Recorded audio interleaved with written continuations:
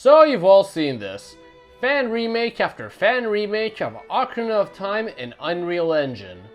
This is how it should be done, right? No, and you should feel bad if you did, but don't actually. Hello everyone, it is I, the Obsessive Gamer.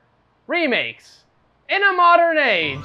Remakes have been a constant method of revamping a game for the modern age. Whether it's a tile-for-tile remake of the entire NES quadrilogy for the SNES, or questionable remakes that change a little too much, like Final Fantasy VII Remake. They exist and have disappointed fans across the spectrum for years. Except you guys good. But that's the thing, a lot have been a major source of controversy over the years. Sometimes the remakes do odd changes to an already working formula. Some just dumb it down for a modern generation.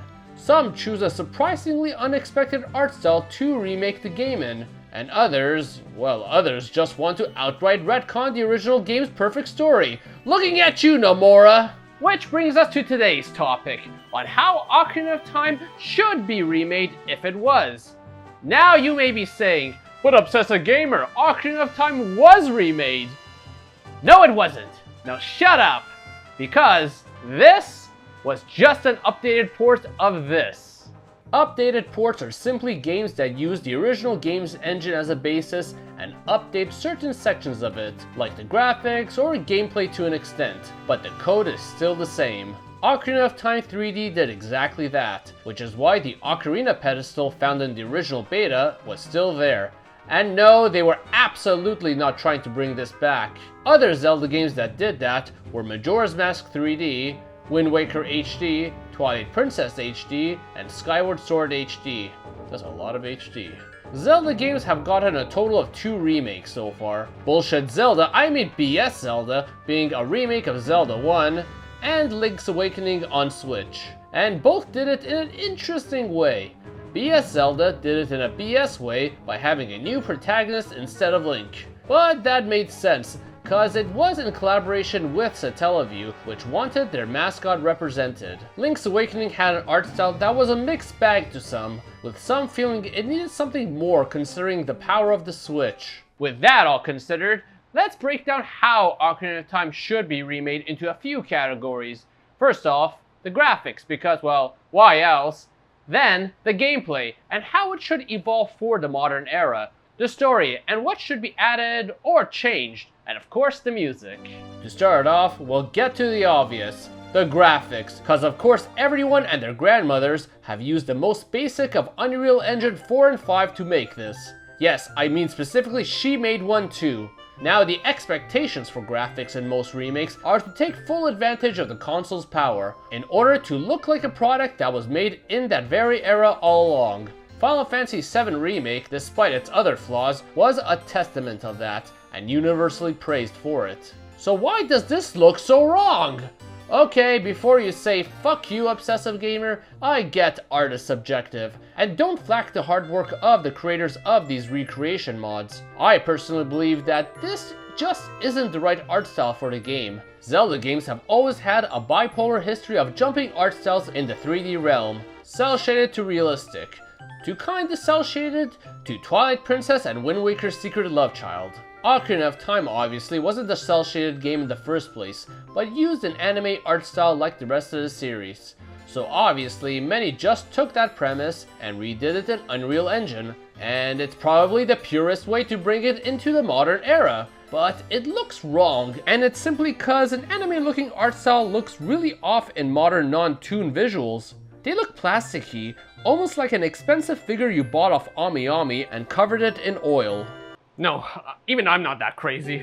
So therefore, there are 2 ways to go about this. First method is to make the models realistic, and thus leaving the anime art style, much as what Final Fantasy VII Remake did. But that'll look weird, right? Bet I can find someone who has done such a mock-up of that somewhere and... oh.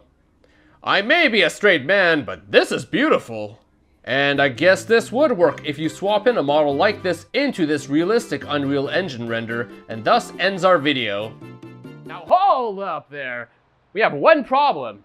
This man would hate it. Eiji Onuma, the man who said that this wasn't true Zelda, and quite frankly, he was right. Zelda was never known for a realistic art style. It's like say they went and made the Metal Gear Solid 3 remake in animated cell shading. Second thought, take all my money, Konami. But seriously though, it just wouldn't sit right with most people, including myself, if they did such a drastic shift. Again, while Final Fantasy VII Remake had done that, it only made sense for that as the series had progressively since the 7th installation went with more and more realistic models, and thus it was just expected at that point.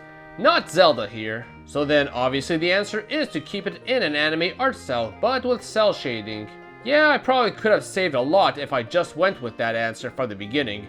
TOG, you fucking idiot!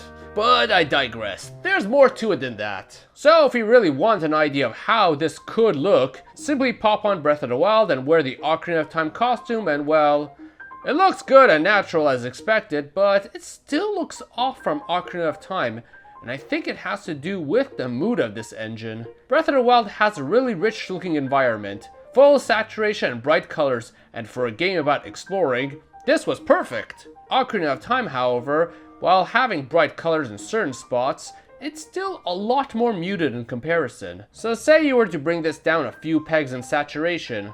Yeah, it can work to match the mood. But knowing Nintendo, they'd probably crank it to 14 and burn my retinas with it. But the last elements of the graphics come down to the game's effects. Ocarina of Time had more realistic effects. Yeah, I know I said avoid realism, but clearly it's not about extremes here, but more spectrum of balance, I say.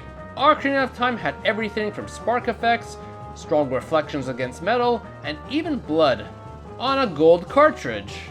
Can't believe I spent this much money just to not see Ganondorf barf. Now the effects I believe shouldn't be as strong as the originals, as it was using a more realistic engine to replicate, but maybe a more toned down version of reflective metal and sparks. Blood, however, while I wouldn't expect it to come back as the original pretty much was the only game to have it, with the remaster even removing it, I do still believe if Nintendo believed in retaining the spirit of the original game, blood in some form should still exist. Anime obviously is well known for blood, and while no one is saying go Chainsaw Man levels of blood, but maybe just go with more muted and lightly brushed blood in areas that matter, specifically the Shadow Temple's crosses. And this dude especially, cause the remaster version looks oddly more unsettling without the blood. Now you've got your graphics complete. The remake is complete, right? No, that's a remaster. We just discussed this at the beginning. As seen in this recap here, because, some of you might not remember that somehow. Metroid Prime had its graphics redone, and was only called a remaster. Heck, Ocarina of Time 3D did as well, but was still only a remaster. But why? And that's simply because the same code is used for this remake. Therefore, the gameplay is virtually the same. Yes, this means Pokemon Diamond and Pearl's quote-unquote remakes also were just updated remasters, as the code was still the same as the original games, unlike the previous 3 remakes of the series, which we know for a fact, especially since you could do that whole walk-through wall glitch. And you guys wonder why we hate the remake and fear Gen 5 receiving the same fate, unless it has been done by the time you are watching this video, which means we've already hit a dark timeline. But in this case, with source code built from the ground up, it allows a developer to remake the game any way they wish. They could set the physics and scope to be exactly the same as the original game, or they can improve upon it and bring in new features with it too. Which, unlike these remakes, Pokemon Heart Gold and Soul Silver are prime examples of improving upon the original. While the general locations were all there, a lot of new gameplay elements were added too, from natures to Pokemon, Pokemon following you, expanded story elements, being able to refight gym leaders on a tougher scale, and so much more. Stuff like that is always loved within a remake, such as the addition of the Lisa Trevor storyline in Resident Evil 1 Remake. And so for the Ocarina of Time remake, we clearly need a redead that Link finds exactly like that. Oh come on, let's just double down on the Ocarina of Time creepy factor. So the obvious idea for improving upon the original is to bring the modern features from that latest game into such a remake. And that requires to look...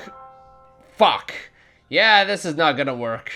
I know Zelda fans are hellbent sometimes to say that, oh, but Breath of the Wild isn't even a real Zelda. Shut up for a moment. Now, obviously, Ocarina of Time can't just take the open world approach without it being completely reimagined game, and quite frankly, then it wouldn't even be a remake at that point, cause Silent Hill Shattered Memories sure as hell wasn't. The best approach here would be more a middle ground, just greatly expand the game's maps. Ocarina of Time obviously was limited by the N64's hardware, and couldn't make maps too big. Heck, even Hyrule Field's beta map was bigger, but clearly had to be scaled down for the final game. So in this case, what they could do is build a bigger Hyrule Field that is more varied, maybe even having some small villages in certain areas, with Lon Lon Ranch still at the center, and still branching to the very locations it would, but in a seamless manner with no load times much like Breath of the Wild. And even these branched off areas could be further expanded upon to be large routes to get to them. A massive complex river to the Zora domain, actually having a proper Lost Woods one needs to cross in order to get to the Kokiri Forest, or out, and maybe making a properly explorable desert in the Gerudo Desert, rather than requiring to play a game of tag with a Poe. Oh, and I guess Kakariko Village can still stay a short route, but maybe expand the town much more, almost a cross between Breath of the Wild's Kakariko Village and Hateno Village, to even show a farming life going with it. And speaking of Hateno Village, maybe they could even show it in Hyrule Field as a small hamlet of sorts in its beginnings. Heck, Hyrule Castle Town can actually be at a full 3D, and be a true larger town with many buildings. Again, pulling from those old beta screenshots of Castle Town. Boy, we're definitely pulling a lot from Zelda cut content today. It's almost like this channel kinda blew up cause of such content. Of course, just making larger areas won't do us no good. We'll be hit by Twilight Princess syndrome of boring empty plains again, and no one wants that shit again. So there are a few ways to solve this problem. For towns, you can easily fill it up to the wazoo with many side quests, maybe some neat lengthy ones too, like the Terry Town one. And maybe now even include prizes you would normally get from collecting Skulltillas into being side quest rewards instead, and just scrap the whole Skulltilla collectathon. For fields, the easiest would be shrines. Yes, let's just copy Breath of the Wild again here, as this was actually a good idea to have you go and explore the area. Now, there were 120 of these in Breath of the Wild, and 152 in Tears of the Kingdom? Damn, no wonder I'm still not done that game. Don't even get me started on the Korok seeds. No, out! You can't even be here! The Koroks are still Kokiris in this game. No, you cannot be a Kokiri. The Great Deku Tree won't even let you leave the forest. And the developers sure as hell aren't going to change a story like that. I'm going nuts. I'm talking to a plush. But since this is a lot more scaled down, maybe 50 to 60 shrines could work, and be spread all around Hyrule. Whether it be a few on Hyrule Field, a few in the desert, some by towns, or even some that are exclusive to the future. Now as for the prize, normally you would get an orb that you can exchange for a heart container or stamina gauge.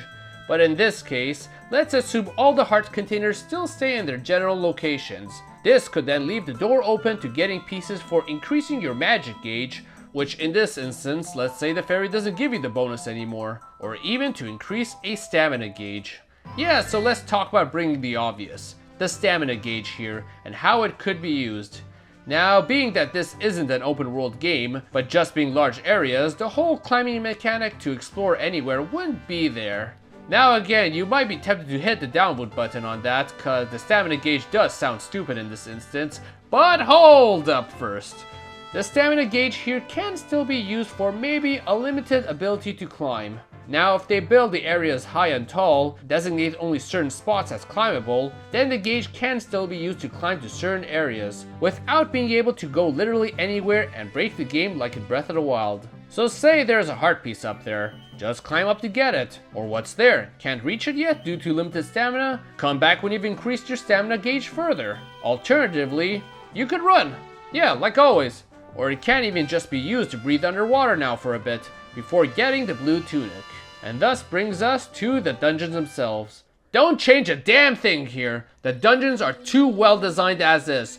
Don't fuck with perfection. Yeah, I even mean the water temple. Keep that shit exactly the same and have the new generation suffer as much as we did at the age of 9. But maybe throw in the 3DS versions of these stripes to guide them. cause I don't think anyone deserves to spend 5 hours searching for one key at 1 AM in the morning only to realize that they've been stupid and get a talking to about why it's bad to stay awake for so long. Yeah, PTSD is a thing. Now, being that this is a remake, while small mini dungeons like shrines are added, one more full dungeon I think is worth adding too. Now, when Link's Awakening got the DX version on Game Boy Color, they did add an additional color dungeon to it too, so adding a new dungeon to the original game isn't such a strange idea. Now, the obvious idea would be to make the Light Temple finally a reality. Remember that lying 11-year-old at recess telling you that if you lick your controller while spinning the analog stick unlocks a Light Temple? Well, guess what? He was right now. So in this scenario, the Light Temple could be more an introductory or tutorial dungeon to the adult dungeons.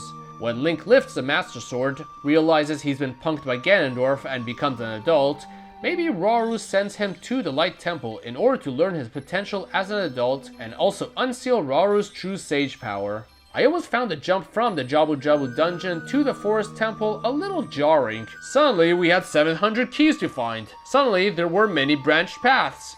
This Light Temple could be kind of an in-between transition between the child and adult dungeons as such. Obviously, this would need a new item too, and well, maybe instead of chasing this old man down a grave, you could get the hookshot here instead. Or just give us a new item altogether. That ball and chain sounds really nice here right now, doesn't it? But altogether, if they just left these additions like this for gameplay, it could, in my opinion, make a pretty solid game so far. Of course, I'm sure you'll find some dumb site like Shitaku saying why was the Triforce not obtainable and how it traumatized them cause it wasn't there. So the Triforce story-wise doesn't make sense to include in this case. I mean, it would require a whole endgame to be included, where Link somehow has to go around the land to find Ganondorf's missing Triforce, that I guess could be split up into many pieces, spread through different locations.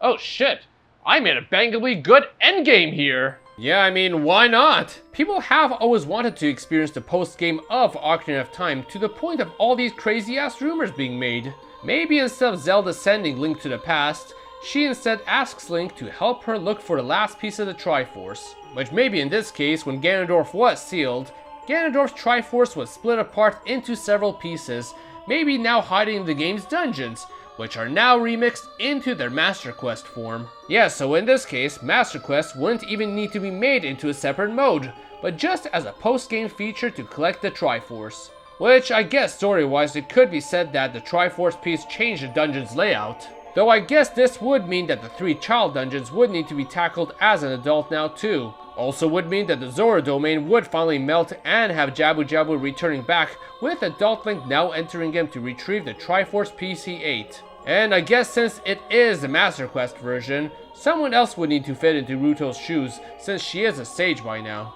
Maybe some long-lost sister she had. Once Link collects the Triforce, all 3 pieces can then be used by Zelda to poetically send Link to a new child timeline where he can live happily, where he can then stitch on Ganondorf and lead to this right here. A true ending that could make a lot more sense rather than Zelda tuning a few notes and magically splitting the timeline like that. The power of the Triforce splitting the timeline, yeah, that would make a lot more sense.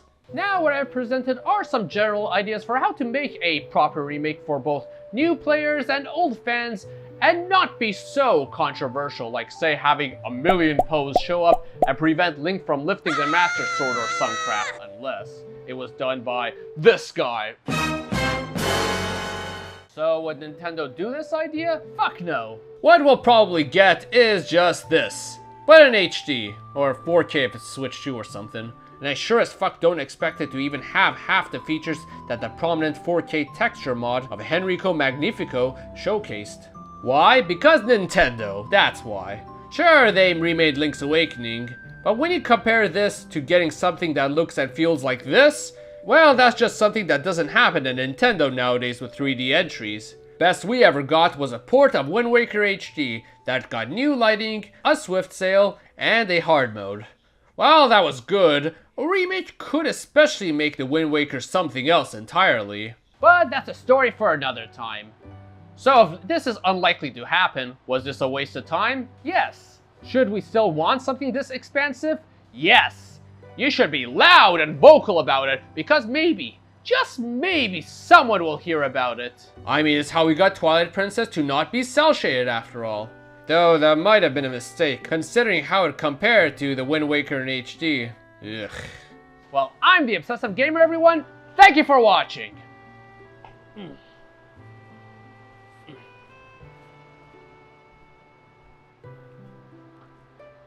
Oh, right, and for the music, yeah, definitely remix it. I mean, who would not want this amazing soundtrack to be remade? Oh, fucking hell, Nintendo. And of course, you see the subscribe button there?